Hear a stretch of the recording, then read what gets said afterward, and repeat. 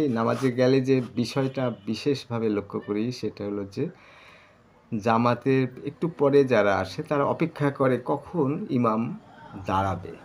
এইটা আমি যা জানি তাতে ভুল।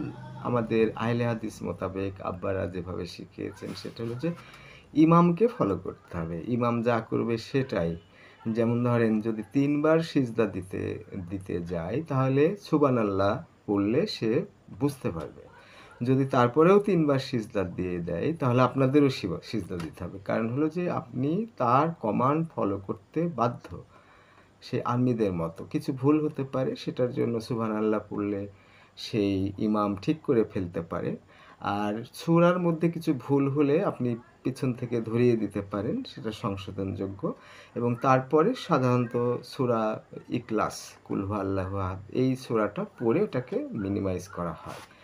আর যদি ভেতরে কোনো ৩টা সিজদা বা এ ধরনের উল্টাপাল্টা হয়, ২ নম্বর রাকাতে যদি না বসে, এ ধরনের প্রবলেম হলে যেটা করতে হয় সেটা হলো একবার ডানে সালাম ফিরার পরে সিজদা দিতে হবে। তারপরে আবার বামে সালাম ফিরতে হবে, মানে শেষে। তার মানে আমি যেটা বলতে চাচ্ছি যে ইমামের বিষয়টা আমাদেরকে অবশ্যই ফলো করতে হবে। যদি সিজদায় থাকে আপনি সেখানে গিয়েই সিজদা দিবেন। রুকুতে থাকে আপনি রুকুতেই যাবেন। বসে থাকে বসে।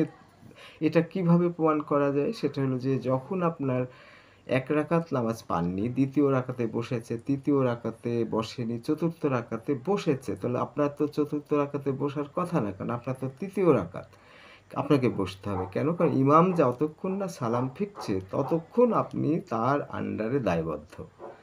যে ভুল ত্রুটি করবে সেই ভুলটা পিছন থেকে সুবহানাল্লাহ আর সূরাতে যদি কোনো ভুল হয় তাহলে ওই জায়গাটা ধরিয়ে দিবেন। ওই জায়গাটা ধরিয়ে দিলেই ইমাম ঠিক করে ফেলবেন আর সেই সাথে তিনি সূরা ইখলাস শেষে আবার পড়বেন এটা সংশোধনের জন্য।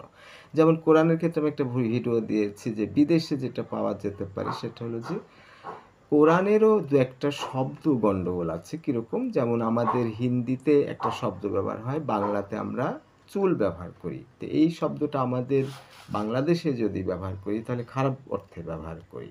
তাহলে কোরআনের মধ্যেও কিছু কিছু শব্দ আছে যেটা মরক্কো, আফগানিস্তান, এখানে ওখানে মিডল ইস্টে হয়তো তেমন একটা না, ওরা যেহেতু আরবিতে ধরে নেওয়া যায় আফ্রিকা হতে পারে, ল্যাটিন আমেরিকা হতে পারে, এরকম কিছু জায়গায় কিছু শব্দ আলাদা হতে পারে। সেক্ষেত্রে তারা ওই দেশে ওই কোরআনের ওই শব্দগুলো চেঞ্জ করে দিয়েছে। তার মানে হিন্দিতে যদি চুলের ব্যাপার আসে তাহলে আমরা বাংলাতে চুল বলবো।